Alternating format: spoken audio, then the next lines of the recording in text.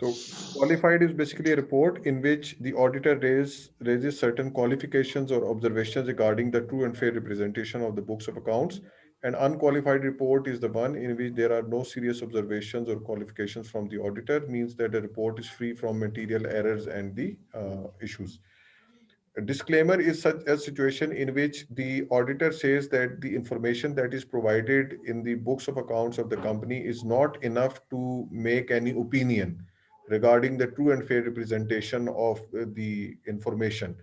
So that would be a kind of disclaimer that they would issue. And adverse report would be in the situation where certain serious allegations or observations or fraudulent activities are found by the auditors, Jonas. Is it clear, Ji? So qualified report is the one in which there are certain qualifications or observations raised by the auditors in terms of the non-compliance of the accounting standards or the different accounting practices which are supposed to be followed by the business organization. Non-qualified report, the unqualified report is the one which is free from the observation or the qualification, meaning by the true and fair representation of the books of accounts is basically being observed by the auditors. Disclaimer is a situation where the auditor is unable to make any judgment regarding the true and fair representation of the business organization, and the adverse report would be issued in a situation where the auditor feels that material misstatements or fraudulent activities have been done in preparing the books of accounts or financial statements of the business organization. ठीक है जी. तो अब ये देखें, ये हमारे पास balance sheet given है. अब इसमें जो नोट नंबर गिवन है, फॉर एग्जांपल यहाँ पे ये लॉन्ग टर्म बोरिंग्स है, नोट नंबर 7. तो if we will go in note number 7, the detail information of long term borrowings would be mention there. तो वहां देखें सिर्फ एक वैल्यू गिवन थी. यहाँ पे नोट नंबर जो 7 है,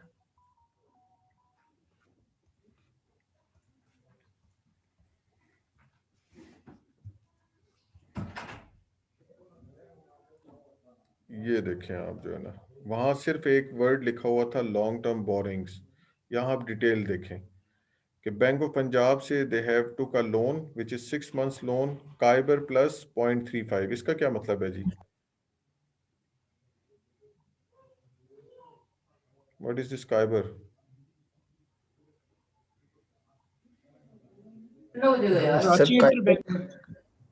Sir, Kaibar is a rating which is given by the State Bank to the stock exchange, I think. नहीं. So to the bank, sir. Sir, Kaibar stands for Karachi Investment Board. ये case है कराची है sir. ये जो state bank define करता है कि जो आपका स्टॉक मार्केट के मुताबिक जो इंटरेस्ट होते हैं sir. काइबर stands for Karachi inter bank exchange rate.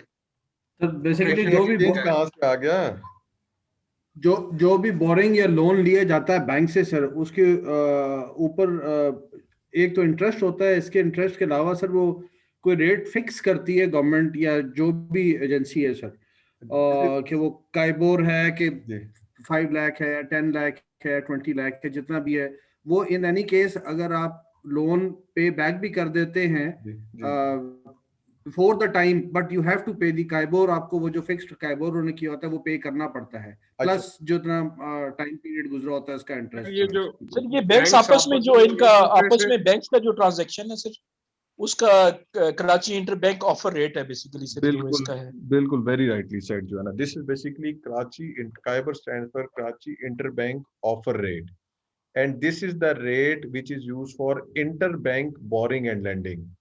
तो स्टेट बैंक क्या करता है, एक यूनिफॉर्म रेट बता देता है कि जिसपे बैंक्स आपस में क्या कर सकते हैं, बोरिंग एंड लेंडिंग कर सकते हैं. अब बैंक्स लेट्स सपोज जो है ना, उनके लिए रेट डिसाइड कर दिया 7%. तो बैंक्स ने उस पे ओवर एंड अबव जो प्रॉफिट चार्ज करना है वो किससे करना है, कस्टमर से करना है. तो वो क्या करते हैं, लेट्स सपोज जैसे यहाँ सिचुएशन है काइबर प्लस 0.35, तो काइबर 7% चल रहा था, तो उन्होंने एफएफसी को जो लोन दिया उसको दिया 7.35% पे. तो काइबर तो 7% सेम रहा, 0.35% उन्होंने मार्जिन ले लिया. But this is 6 months काइबर rate. अब फॉर एग्जांपल इन्होंने क्या किया, 2 years लोन लिया है. तो अब होता ही है कि एनुअल पेमेंट है, साल के बाद काइबर जो है 7% से इंक्रीज होकर 9% पे चला गया, तो 9% तो कंपनी को पे करना पड़ेगा, ओवर एंड अबव 0.35% देना पड़ेगा. This is an example of floating interest rate, कि जैसे जैसे Karachi interbank offer rate change होगा, उसी के अकॉर्डिंगली आपकी जो पेएबल इंटरेस्ट है वो भी क्या होता जाएगा, चेंज होता जाएगा। दूसरी सिचुएशन में आप क्या कर सकते हैं, फिक्स इंटरेस्ट रेट के ऊपर ले सकते हैं। फॉर एग्जांपल इररिस्पेक्टिव के काइबर क्या है, आपने 8% के ऊपर जो है ना बैंक से बोरिंग कर ली। अब काइबर आपका चाहे 15% पे चला जाए, काइबर बेशक 3% पे चला जाए, आपको फिक्स इंटरेस्ट रेट 8% ही जो है वो पे कर। ठीक है जी। तो this KIBOR is basically taken as base rate, और इस बेस रेट की बेसिस के ऊपर फिर फर्दर क्या करते हैं, जो भी क्लाइंट्स होते हैं उनके ऊपर बैंक्स अपना एक्स्ट्रा मार्जिन रख के उनको जो है ना फाइनेंसिंग फैसिलिटी प्रोवाइड कर देते हैं। So you can take it like this is the interbank borrowing and lending rate. इस रेट के ऊपर बैंक्स के पास फाइनेंसिंग फैसिलिटी अवेलेबल होती है, और उसके ऊपर ओवर एंड अबव प्रॉफिट रख के वो क्या करते हैं, क्लाइंट्स को जो है वो चार्ज कर देते हैं जो है।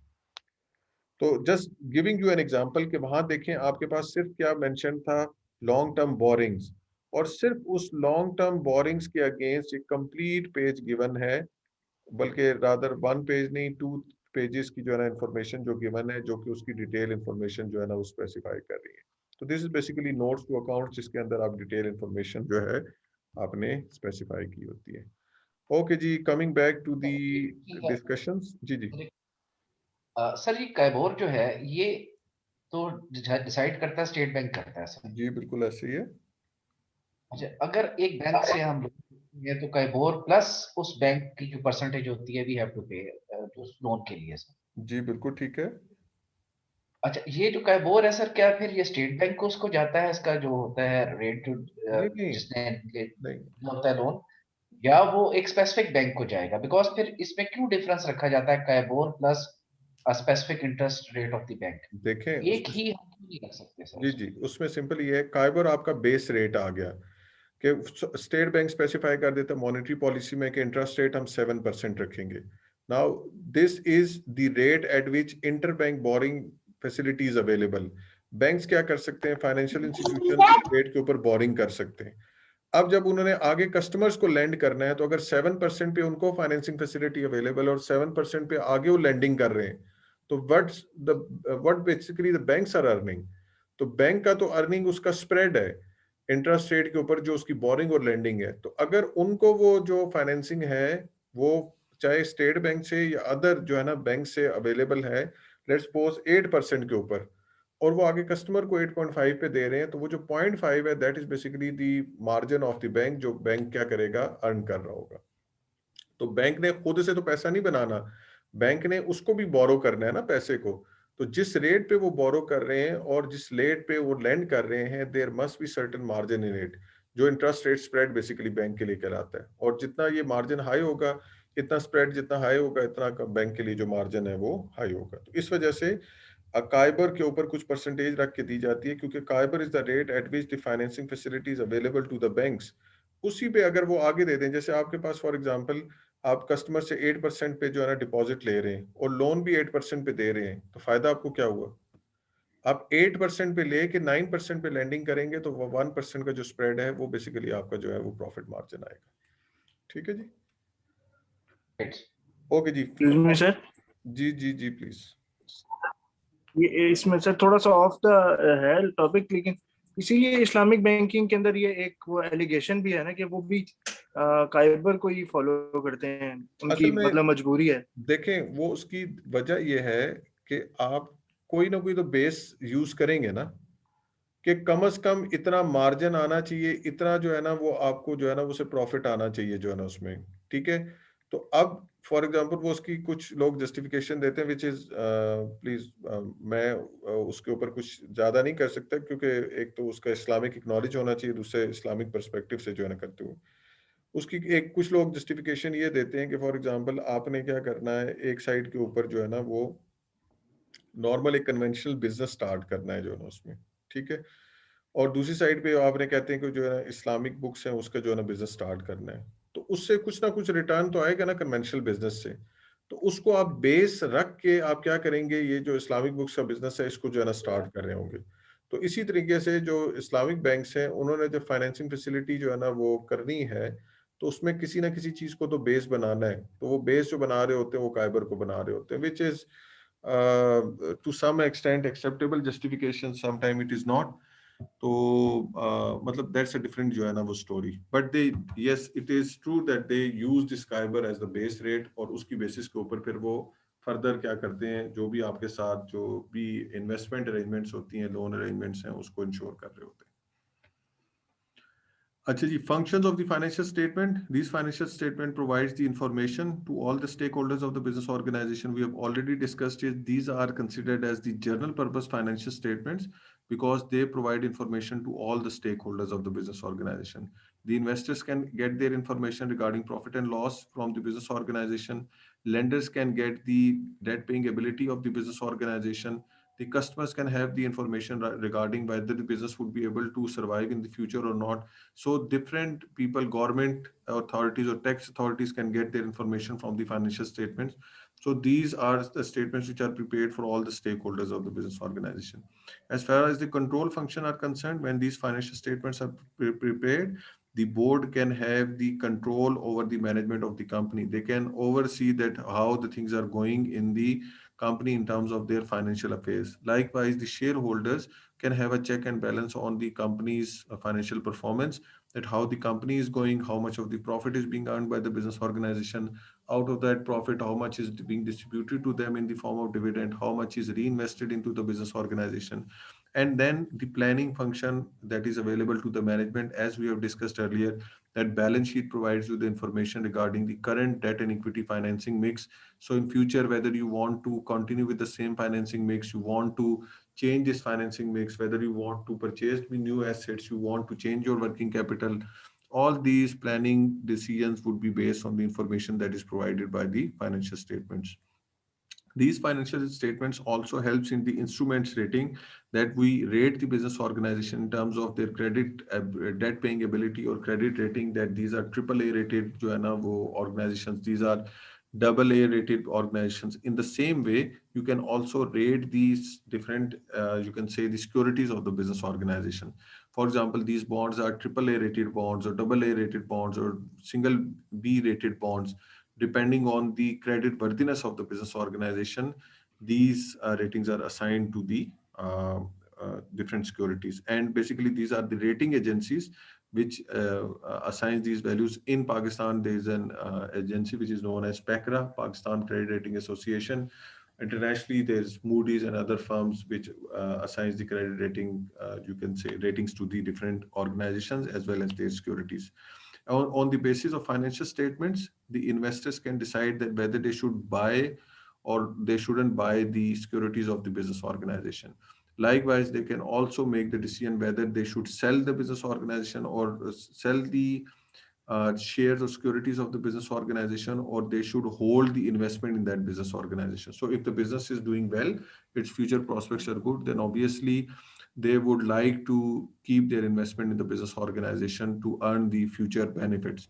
But if the company is suffering losses and the company is going towards the financial distress, then it would be more appropriate, it would be more wise to sell off that investment and invest that amount, invest those funds in other companies where the future prospects are good. Then these financial statements also helps the companies in pricing and valuation of the company. For example, you want to acquire a business organization. At what value you should acquire it?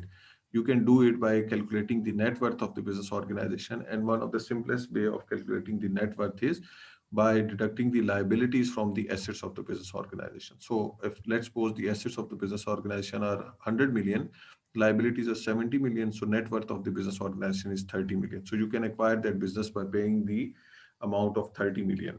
And in the same way, if the business organizations are going to be merged, what should be the total worth of the assets that are being merged in those companies? What are the total liabilities? These can be taken into consideration, can be evaluated by looking at the financial statements. Now, the key issues are that why would management want its financial statements to be untrue?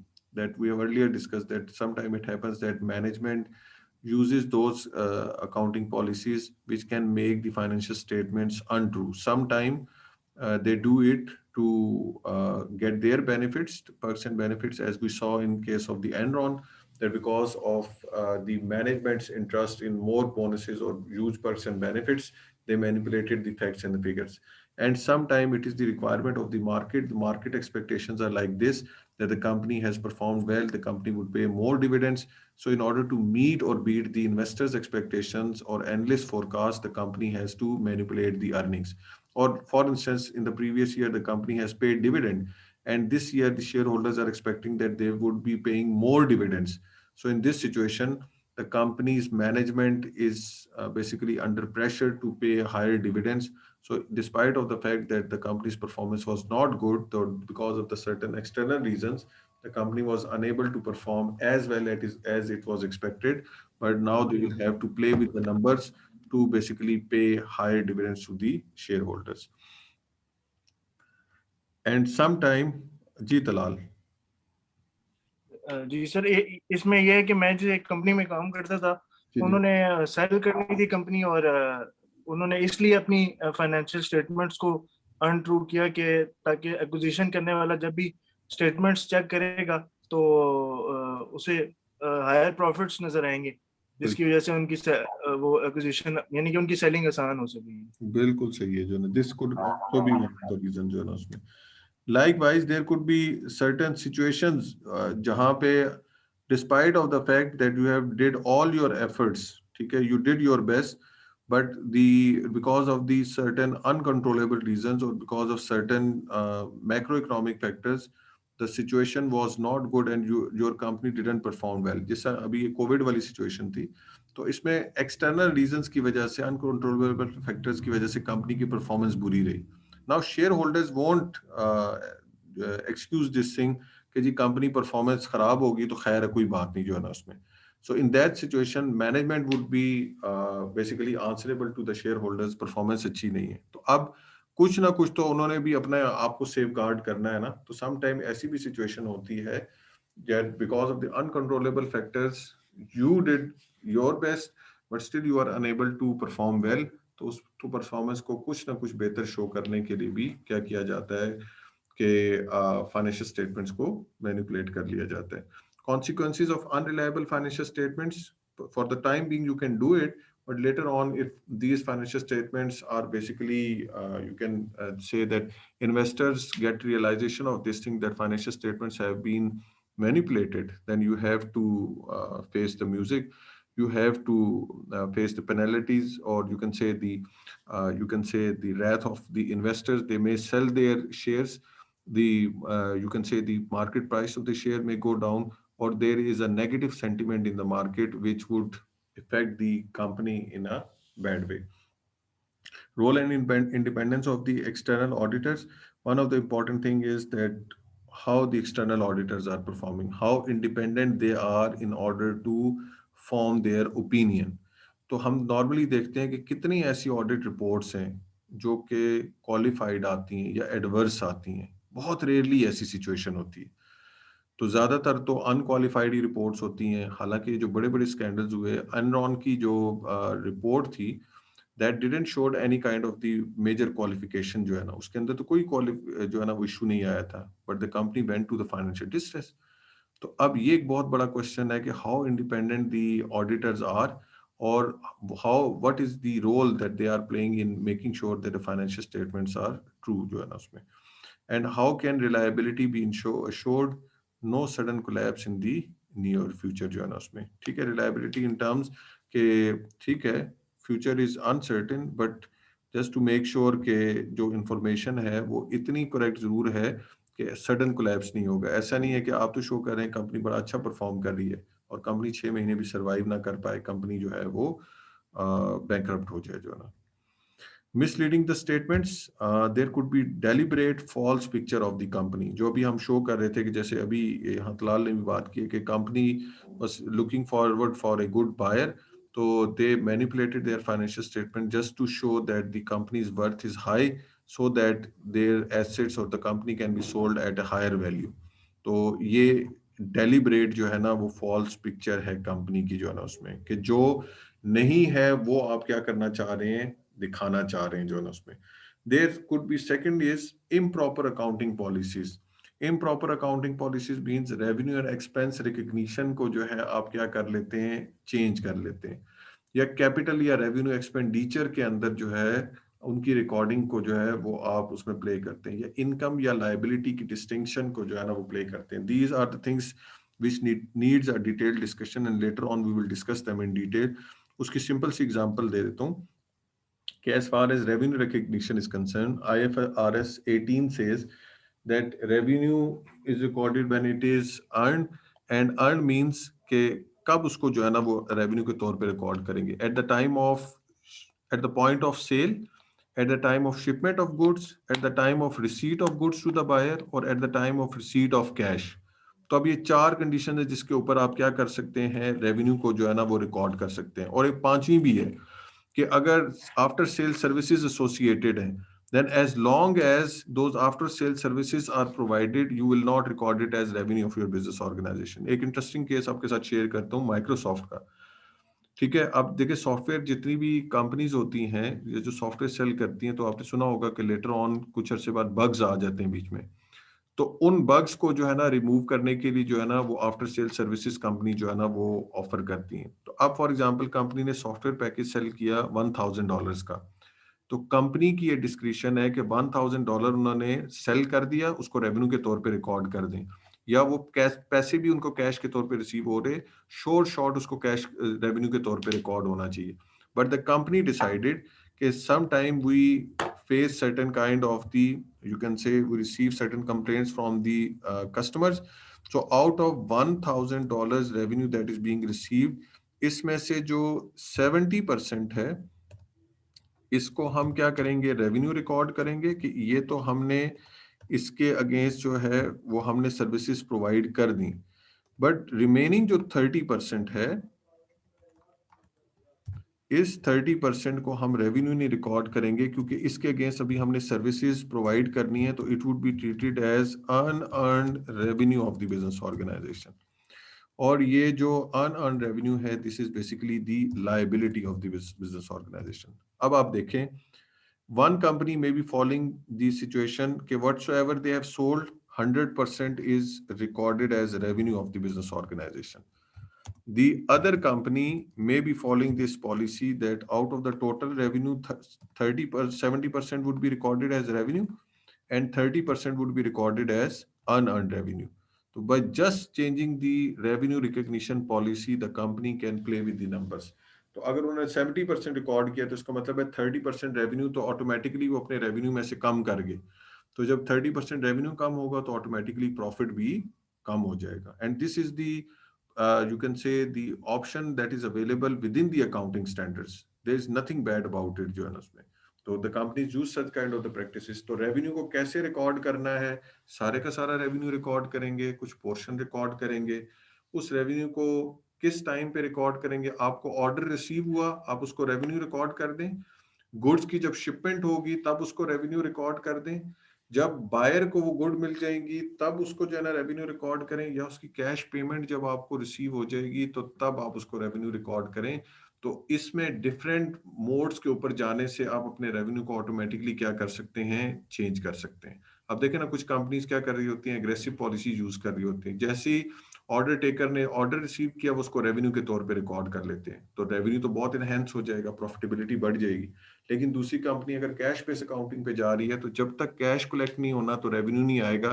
तो हो सकता है 3 महीने का credit देते हैं, 3 महीने बाद जब पेमेंट आएगी तब वो आपका रेवेन्यू है, उसको आपने बुक्स ऑफ अकाउंट्स में अकाउंट फॉर ही नहीं किया. So by playing with these numbers you can manipulate the profit or loss situation of the business organization, और उससे जो है ना कॉम्प्लेक्सिटीज होती हैं. इसी तरह रेवेन्यू कैपिटल एक्सपेंडिचर में क्या होता है और इनको ना लायबिलिटी की डिस्टिंक्शन के अंदर क्या चीजें हैं, we will discuss them in detail in the next lecture इंशाल्लाह. So we are running just short of time.